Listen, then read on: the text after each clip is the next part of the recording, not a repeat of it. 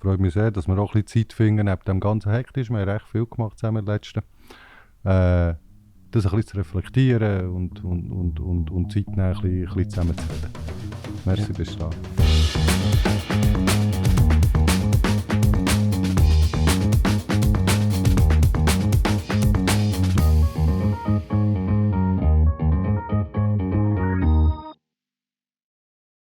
Es ist ja noch spannend, dass wir viele Ähnlichkeiten haben, beide 2016 gegründet, Genau. beide in Bern, schön, aber überschaubar. Getroffen, es ist dann auch gleich noch 6 Jahre gegangen, bis wir uns das erste Mal getroffen haben. Und das war nicht in Bern, das war Zürich, glaube ich, das erste Mal. Genau, irgendwo auf einer Und- Konferenz sind wir übereinander über den Weg gelaufen und haben ein bisschen angefangen zu reden und dann... Und dann hast du mir dann gesagt, wir müssen eben mal zusammen reden. okay. Und das war, glaube ich, der Anfang, wo es darum ging, dass es Möglichkeiten wird geben, online können identifizieren mittels ein qualifiziertes Signing. Genau, da war gerade die Regulierung so am Ende gewesen und wir haben gesagt, hey, Video ist on the way out Genau. und jetzt kommt etwas, das viel einfacher und viel besser geht. Genau. Und das haben beide nach einem fehlenden Stück gesucht. Du hast Technologie gehabt. Genau, Wir und haben ihr habt einfach Compliance im Griff gehabt. Gell? Genau. Und das hat sich gut zusammengefügt, würde ich sagen. Ich erinnere mich, dass am Anfang ist es ganz so eine abstrakte Idee gewesen, gell? Hier haben wir Technologie, hier haben wir Prozesse und das müsste ja eigentlich zusammengehen. Mhm. Und dann ist das so entstanden über die Zeit, dass man gesagt hat, hey, das passt ja wirklich zusammen. Ja. Ich glaube, unser tiefe Tech-Know-how in dem ganz speziellen Bereich in Kombination mit eurem Prozessverständnis, Compliance-Verständnis, das ist eigentlich ein Match made in heaven, oder? Das ist eine coole Kombination, die, glaube ich, gut funktioniert. Also ich habe jetzt nicht aus Flapsig kennen. Bin mir zwar nicht sicher, was es genau heisst.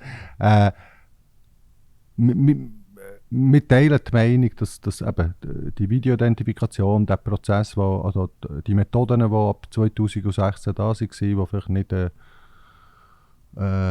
den Shift von analog zu digital haben geschafft zu bringen, wie man sich das vielleicht noch erhofft hat, einfach auch von UX her nicht genug gut oder so. Das teilen wir uns. Wir waren auf der Suche nach etwas Neues in diesem Bereich.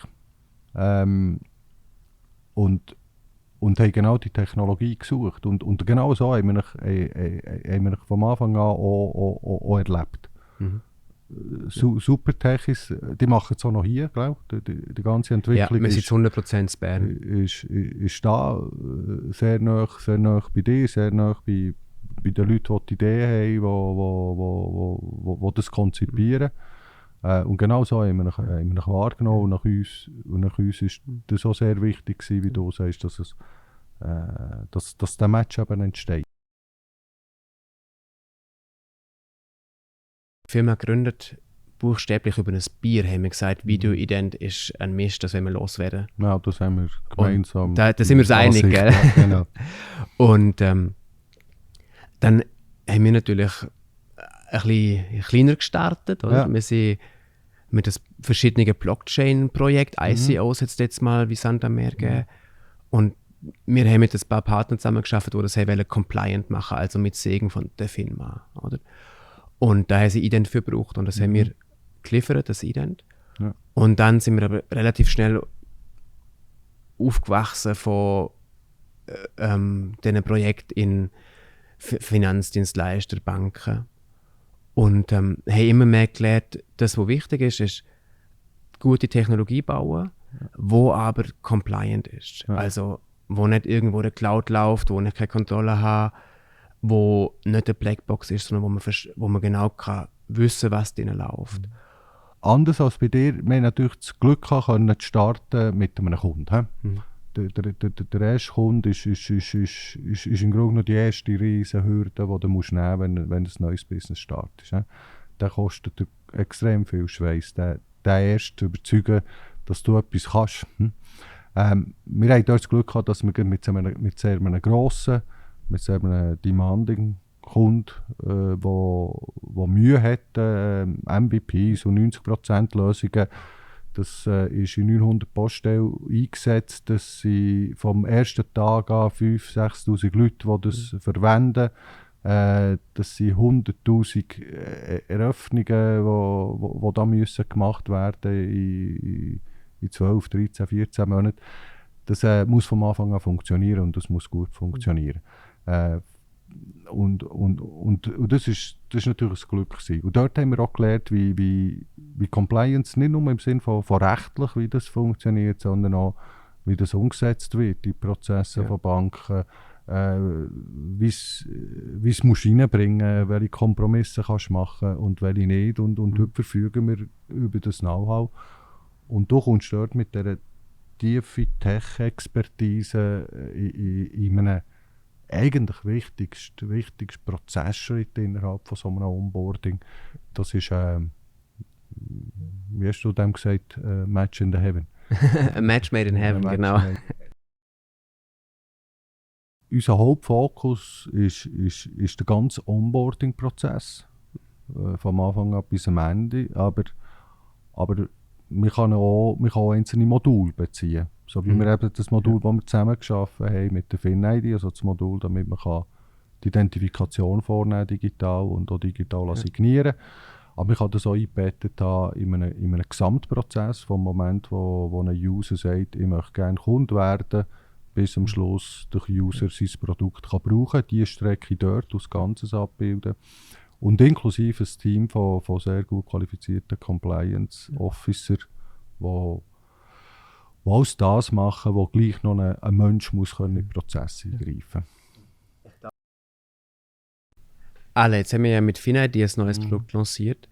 Und ich denke, das, was wirklich auch disruptiv ist, dass wir ganz viel Komplexität vom User verstecken, ohne Kompromisse bei Sicherheit zu machen. Ein Beispiel ist, wir den sicher authentifizieren. Im Prozess einfach so en passant mit dem Face ID. Er macht ein Ident via Selfie und ein Foto von seinem Ausweisdokument. Und dann muss er nicht alles am Stück durchziehen. Er kann ja sich identifizieren und dann kann er zum Beispiel AML-Fragen beantworten. Genau, wir haben ich glaube auch noch unique in dem Sinne, dass zumindest jetzt werden wir wahrscheinlich kopiert haben, ist ja genau die Idee, dass wir sagen, es besteht ja aus 3 Komponenten.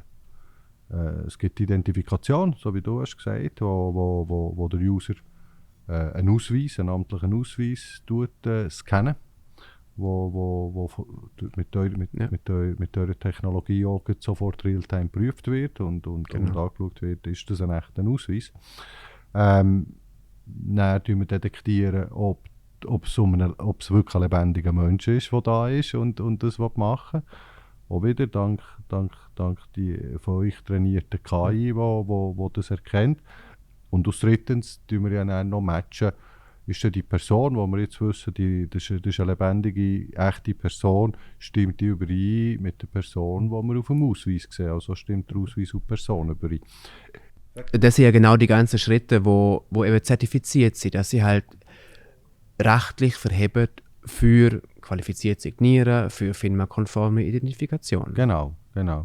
Und wenn der Kunde das hinter sich hat, und das dauert wenig, das dauert Eine Minute. Eine Minute, genau, hat ja gesagt, braucht es dann noch, in den meisten Fällen, braucht es dann immer noch eine Person, eine qualifizierte Person, eine geschulte Person, die diesen Vorgang noch überprüft. Und das können wir aber heute machen, ohne dass der User dort aufgehalten wird. Und so, wie du sagst, was wir dort machen, ist, wir warten nicht, sagen, sorry, jetzt wird das Zeug geprüft in der Regel, sondern der User fährt im Prozess weiter, tut alle anderen Fragen, die er muss beantworten muss, während einer Geschäftsbeziehungseröffnung oder eine Adresse angeben. Es gibt Fragen zum Beruf, Fragen zum Provenienz vom Geld, also sprich, wie Einkommen erzeugen und so weiter. Und während der User das macht, und das geht auch noch 1 bis 3 Minuten, haben unsere Agent, also das sind unsere Compliance-Mitarbeiter, haben Zeit, genau den Fall zu anschauen und die Identität zu prüfen und zu bestätigen, sodass, wenn der Kunde dann am Ende des Prozesses den Vertrag unterzeichnet, ist alles schon parat und ist alles schon da. Also im besten Fall kann der Kunde ein paar Minuten durch den ganzen Prozess. Das ist mir geblieben. In dem Sinne, das Zitat von dir, oder beziehungsweise quasi der Claim, den du entwickelt hast, wo du hast gesagt, bei uns ist «Sign with a Smile», also der User bekommt nicht ein SMS oder muss sich kein Passwort merken oder eben aus einem SMS eine Nummer abtippen. Wir haben ja das gelöst mit der Face-ID. Genau. Wäre noch halt noch Touch-ID, aber ich tue mit meinem Gesicht herheben und das habe ich immer bei mir und habe somit rechtsgültig unterschrieben und meine Identität bestätigt. Und das ist wirklich ein wichtiges Detail. Das ist erstens mal richtig sicher also aus einem kryptografischen, technischen Sinn. Ist das Face ID, das ist wie eine Kreditkarte-Chip, das ist wirklich sicher, oder? Wir haben die Person mit dem Device verbunden. Ja. Und wegen dem können wir den Prozess in 2 Teile auftrennen und der User kann sich einig identifizieren, etwas anderes machen und dann 1 bis n Mal signieren. Es geht immer wieder. Das ist wichtig. Und ich glaube, was wir auch noch machen, das hast du vielleicht gar nicht so auf dem Schirm, dass wir den Vertrag irgendwo im Prozess noch reinbringen können und dann lassen wir ihn signieren. Das ist technisch gar nicht so banal gewesen. Ja. Aber da sind wir auch stolz darauf, dass es funktioniert, dass man den User identifiziert, manuelle Schritte laufen im Hintergrund weiter, er liefert noch mehr Daten an und dann finalisieren wir den Vertrag und dann signieren wir. Für den User ist es ganz natürlich und technisch ist es möglich und es ist rechtskonform. Und das alles unter einen Hut zu bringen, das war schon eine Challenge gewesen, und da bin ich schon stolz, dass wir das zusammen geschafft haben. Unsere Agenten tun ja nicht nur die Identität in dem Sinn bestätigen, sondern auch Korrekturen. Die Korrekturen anbringen, die fehlende Sonderzeichen, die Google und Microsoft aber noch Mühe haben herauszulesen, ergänzen, korrigieren, sodass nach der Identifikation verfügt die Bank über einen 100% korrekten Datensatz, wo sie 1:1 anwenden auf den Vertrag. Ja. Wir haben ja im Gespräch mit Banken haben wir ja die Situation gehabt, wo die Banken sagen, heute tue ich den Vertrag aufgrund von dem, was ich herausgelesen habe, aus dem Ausweis, beziehungsweise die meisten aus dem, was mir der Kunde angegeben hat, wenn ich ihn gefragt habe, wie er heisst. Und der Kunde hat vielleicht noch einen zweiten Vornamen, den er nicht so gerne hat den nicht angegeben. Auf dem Vertrag fehlt nicht der. Und dann muss man wieder zurück zum Kunden und sagen, sorry, der Vertrag ist falsch, nochmal unterschreiben und so weiter. Und das gibt es bei uns nicht, oder? Denkt an diesem Schritt. Ich glaube, das war eine gute Idee gewesen und der Aufwand hat sich gelohnt. Ja. Und das finde ich ist eine ganz grosse Stärke von der Lösung, oder? Wir automatisieren alles, was möglich ist, und es ist immer mehr möglich, oder? Ja. Aber dank euch kann man genau einstellen, wie viel manuellen Input ich eigentlich haben. Ich kann einen Namen kontrollieren, dass es stimmt. Ich kann Sonderzeichen ergänzen. Ich kann einen PEP-Check einbauen. Jetzt sicher noch ein paar andere Checks, die man durchführen kann. Ja, ich glaube, was so spannend ist genau jetzt beim PEP-Check, oder? Ist, also, wir tun nicht nur den automatisierten Check anbieten. Der ist ja einfach, oder? Der ist einfach. Der kann jeder. Es gibt auch ganz viele Anbieter, die das auch sehr gut machen. Das ist einfach zum Einbinden in meinem Prozess. Das generiert aber sehr viele Treffer. Und in mehr als 95% der Fälle sind das False Hit, sogenannte. Also es ist kein echter Treffer. Heisst per Zufall nur gleich die Person wie ein Politiker im Land XY. Wenn ich Pablo Escobar heisse, dann wird ich wahrscheinlich immer ein bisschen Mühe haben, zu einem Bankkonto zu geben, was so schon andere hatten, die so geheissen haben, die auf der Liste von sanktionierten Personen sind und so weiter. Und wir bieten an, dass unsere Leute geschult sind, in Compliance zu arbeiten, dass sie das genau in dem Moment, wenn es so einen Treffer gegeben auch überprüfen können. Mit oder ohne Kundenkontakt. In der ersten Stufe ohne Kundenkontakt, da gibt es schon sehr viel öffentlich zugängliche Informationen, die ich herbeiziehen kann und mal zu falsifizieren und sagen, nein, das ist jetzt nicht der Schröder Ex-Bundeskanzler, sondern der heisst nur gleich, weil das Geburtsdatum nicht stimmt oder was auch immer. Und wir reduzieren die Menge von diesen Treffern, die schlussendlich dann auch wirklich auch eine Compliance-Abteilung von einer Bank muss anschauen, ausser sie möchten auch das noch an uns auslagern. Das ist aber dann ein nachgelagerter Prozess, um 90%. Ja, was schon massiv ist. Genau, Oder? und das, ja, was in der Regel schon relativ mühsame und auch aufwendige Abklärungen sind. Ein User kann 7x24 den Prozess durchlaufen, also sprich, er kann sich zu jeder Tageszeit und Nachtzeit kann er sich identifizieren, kann er weitere Schritte im Prozess machen. Ausserhalb von den Agent-Seiten, außerhalb von unseren Öffnungsseiten findet aber kein Agent-Review statt. Das heisst, der ganz letzte Schritt, signieren, dann kann sein, dass der erst am nächsten Tag passiert. Der Kunde in dem Sinne ein SMS bekommt, die Vertrag ist bereit zum Signieren, schnell das Gesicht herhaben, es ist signiert und der Prozess somit abgeschlossen. Aber über 90% des Prozesses kann er immer zu jeder Zeit und überall machen. Dadurch, dass alles zertifiziert ist und mit einer QS zusammen das Bank-Onboarding funktioniert, kommt die Bank ja nach dem Onboarding vom Kunden einen fertig identifizierten Kunden über, oder? Sie müssen keine Banküberweisung mehr machen. Das fällt alles weg. Genau. Und das ist in der Schweiz und in vielen europäischen Ländern ist es möglich, dass man identifiziert, qualifiziert signieren lässt. Und das ist dann en bloc eine fertige Identifikation. Und da haben wir ja extra noch das Dossier dann erstellt, dass wir ganz sicher sind, dass es verhält, gell?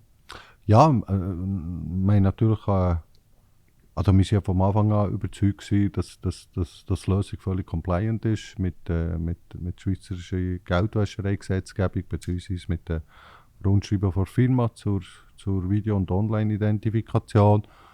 Und gleich haben wir so noch ein Gutachten von einer renommierten Firma, um nochmal zu bestätigen, dass das, was wir machen, zu 100% dem Wortlaut entspricht der Firma.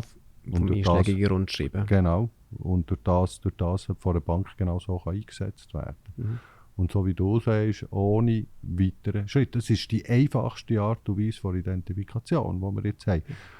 Die haben wir auch erst jetzt, durch das, dass die europäische Norm ist übernommen wurde vom BAKOM, also von der Entität, die in der Schweiz verantwortlich ist für Gesetzgebung für elektronische Signaturen.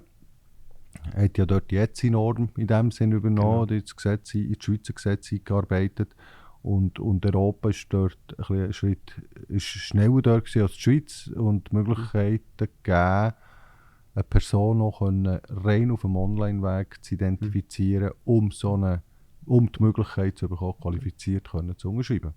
Und das haben wir jetzt und das haben wir, glaube ich, recht clever mit dem Geldwäschereigesetzgebung verbunden und durch das eine Lösung kreiert, für Kunden sehr einfach zu identifizieren. Sehr einfach und sehr sicher. Ja.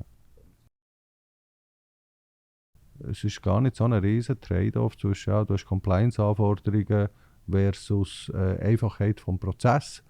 Ich glaube, das lässt sich vielmal mit ein bisschen Fantasie oder lässt sich das endlich gut vereinen.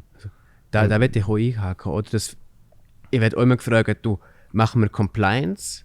Ist der Prozess compliant oder ist er gut für den User? Und ich finde, das ist gar nicht so ein fester Gegensatz. Eigentlich kann man immer ein gutes UX anbringen, mit ein bisschen Fantasie und manchmal braucht es ein bisschen auch Bütze, aber das ist absolut möglich. Und das ist ja genau der Anspruch, mit dem wir antreten. Man kann dem User den Pain, den er am Anfang durch muss, weil es gesetzlich vorgegeben ist, relativ angenehm machen. Also du kannst natürlich aus einer User, der beste Prozess wäre, ich drücke einen Knopf und sage, ich will das Konto und dann habe ich das Konto. Ich muss durch ein paar Schritte, muss ich durchlaufen, nach mir auch richtigerweise. Schlussendlich geht es ja nicht nur darum, irgendeine Regulation zu einhalten und einen Buß zu verhindern, sondern es geht darum zu helfen, dass Geldwäscherei nicht betrieben werden kann. Und in der Geldwäscherei stehen ganz schreckliche Sachen. Das, von dem her. Also eigentlich ist es etwas Gutes, es ist etwas Positives. Also nicht eigentlich. Es ist zum Schutz der Menschen und nicht umgekehrt. Aber für einen User jetzt natürlich eben, ich muss mich auf einen Weg identifizieren. Der Prozess nimmt ein paar Minuten in Anspruch. Overall. Ja. Das schon. Banken müssen die ganze Komplexität, die sie haben, verstecken. Und oben hat es eine schöne Oberfläche, wo der User eigentlich nicht merkt, wie schwierig manches Zeug ist. Es muss einfach in der Fabrik verschwinden. Und ich denke, da ist das, was manuell bleiben muss, das geht noch manuell, aber was automatisch geht, wird automatisch gemacht. Und ich denke, da hat Banken noch riesen Potenzial, das besser zu verstehen und dort mehr zu machen, dass der User wirklich einfach eine App hat oder eine Oberfläche, schlanker Prozess. Es geht alles jetzt sofort, wenn ich es will. Ja, und das dann noch beim ersten Eindruck, oder? Also die Eröffnung von Geschäftsbeziehungen oder ein Konto eröffnen bei der Bank, das ist die erste Touchpoint. Genau. Das erste Mal, wenn du die Bank erlebst. Und meistens ist es ein relativ schlechtes Erlebnis. Genau, you never have a second chance to make a first impression. Das glaube ich nicht, oder? Ich glaube, schlussendlich toleriert die Welt etwas. Also, du bekommst meistens noch mal eine Chance, wenn du musst aber nicht gut machen. Neobanken sind extrem professionell, wie sie ihr Onboarding messen und genau wissen, was passiert. Die wissen, welche Farbe vom Button die richtige ist. Und sie sind da auch super Challenger, weil sie wirklich den Prozess genau verstehen und auch dann optimieren mit uns, dass er wirklich optimal performt. Und das ist eine Reife, wo die haben, dass es für den User optimal gestaltet, wo sehr interessant ist und wo es wirklich auch den Markt treibt und immer die Latte ein bisschen höher legt. Für mich ist völlig klar, dass Digitalisierung der Treiber wird sein, wie das Banking sich entwickelt. Und wenn ich schaue, was heute noch an Papier passiert in den Banken, beim Onboarding, aber eben auch im Lifecycle vom Kunden, das ist unglaublich eigentlich. Und da denke ich, das gibt die nächste Welle. Wir machen jetzt Onboarding perfekt und smooth. Und dann ist der nächste Schritt die ganzen weiteren Prozesse im Lifecycle, die heute noch papierlastig sind, die werden auch digital werden.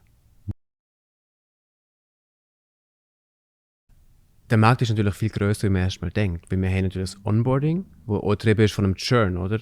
10, 20, 30% der Kunden churnen weg. Und dann haben wir die ganze Reboarding-Thematik. Und dann haben wir, wo Bankkunden wieder identifiziert werden. Das wird auch immer wichtiger, weil die Firma sich dem angloamerikanischen Gesetzgebungskonstrukt ein bisschen angleicht. Und last but not least, mit der Digitalisierung müssen die Kunden alle qualifiziert können signieren. Und dafür muss ich sie unter Umständen auch nochmal onboarden oder etwas machen.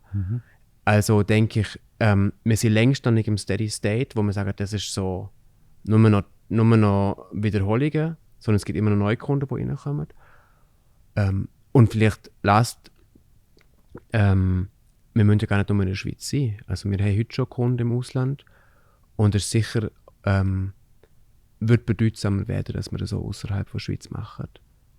Ich glaube, sehr wichtig, das Zertifikat, das erstellt wird, ist EU-konform. Also das kann in der ganzen EU anwenden, genau. Innerhalb von einem Onboarding-Prozess. Das kann ich vielleicht auch noch mal schnell ausführen, oder?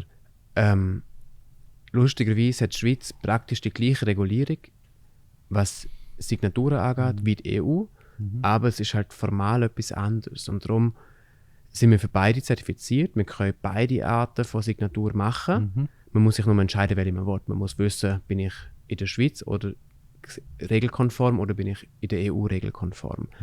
Aber natürlich für Institute, wo Cross-Border-Geschäfte machen, ist natürlich genial.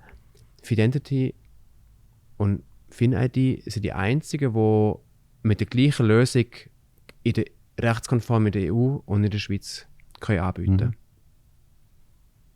Merci vielmals, dass du die Zeit hast genommen, dass du hergekommen bist. Mir hat es viel Spass gemacht, heute mit dir können, ein bisschen philosophieren, ein bisschen diskutieren über das, was uns ja gemeinsam interessiert. Und vor allem merci vielmals für die Zusammenarbeit, für das Kreieren von diesem Produkt, das ja sehr, sehr, sehr stark natürlich von euch gemacht ist worden. Und dass wir das jetzt hier zusammen erfolgreich an den Markt bringen. Merci vielmals. Merci dir alle.